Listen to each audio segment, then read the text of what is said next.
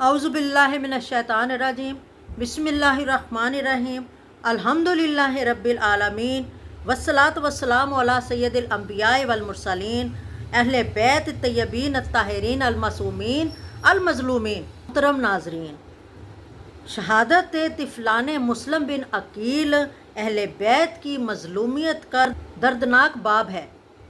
Karbala की तारीख़ में जहाँ इमाम हुसैन अलैहिस्सलाम की कुर्बानी की अजीम तरीन मिसाल है, वहीं अहले बैत के नन्हे बच्चों की मज़लूमियत भी दिलों को हिला देती है।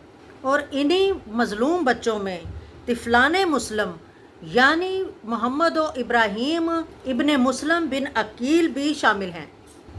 ये दोनों बच्चे मुस्लिम बिन अकील के फ़र्जंद और लाहौर वाली बीबी रुकैया के लाल थे, जिन्होंने राह अहले बैत में अजीम कुर्बानी दी।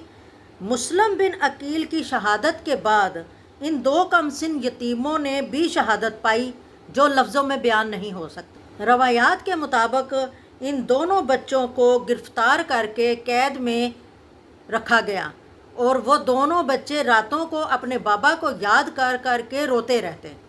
एक दिन जेलर को इन दोनों बच्चों पर रहम आ गया। उसने कहा, तुम यहाँ से चले जाओ, शायद तुम्हारी जान बच जाए। तुम अहले बैत के बच्चे हो, मैं तुम पर जुल्म नहीं कर सकता। फिर उसने इन दोनों को खाना दिया और कहा, तुम रात के अंधेरे में यहाँ से चले जाओ, मुझे डर है कि सुबह हुकूमत के लोग तुम्हें कत्ल कर दें।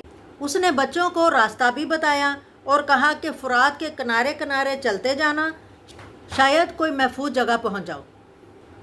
कूफा में एक नेक औरत जो मुहिब्बे अहले बैत थी, पानी भरने आई तो उसने इन दोनों को देख लिया। ये दोनों सिपाहियों से जो इन्हें तलाश कर रहे थे, उनसे छुप कर बैठे थे और एक दूसरे के गले लग कर रो रहे थे।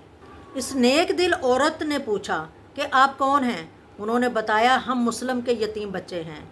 इसने इन दोनों को गले लगाया और प्यार किया और रोने लगी और अपने साथ ले आई। और जिस घर में वो कनीज़ थी, वो घर हारस का था। हारस की बीवी अहले बैत के घराने से बहुत मोहब्बत रखती थी।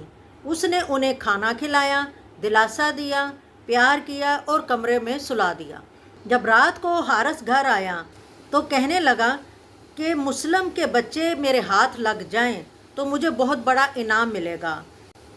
मैं सारा दिन उन्हें ढूंढता रहा, तलाश किया, मगर ना जाने कहाँ गए। ज़मीन खा गई कि आसमां। हारस की बीवी खामोशी से सुनती रही। वो सोने के लिए लेट गया।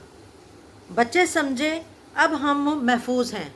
वो सो गए और अचानक ख्वाब में अपने बाबा को देखा और रोने लगे।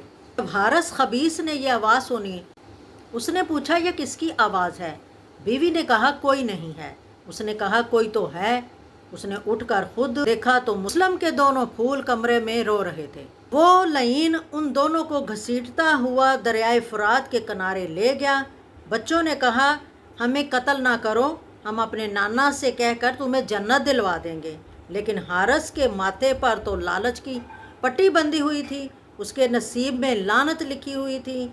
उस पत्थर पर उनकी बातों का असर कैसे होता? इन यतीमों ने कहा, अगर हमें छोड़ना नहीं तो बाज़ार में ले जाकर बेच दो, मगर कत्ल तो ना करो। इस जहन्नमी ने उनकी एक ना सुनी और उन्हें शहीद कर दिया। और यूं अहले बैत के ये नन्हे फूल फरात के किनारे मजलूमाना शहीद हो गए। अहले बैत ने दीन बचाने के लिए अपने बच्चे तक कुर्बान कर दिए। जुल्म वक्ती तौर पर तो जीत जाता है, मगर आज भी उसकी शिकस्त नज़र आती है।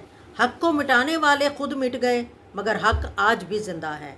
वो मंज़र आज भी आशिकाने अहले बैत की आंखों को अश्कबार कर देता है। अस्सलामु अला तिफ़लाने मुस्लिम, अस्सलामु अलल मज़लूमीन, अल्लाहुम्मा सल्ली अला मुहम्मदिन व आले मुहम्मद।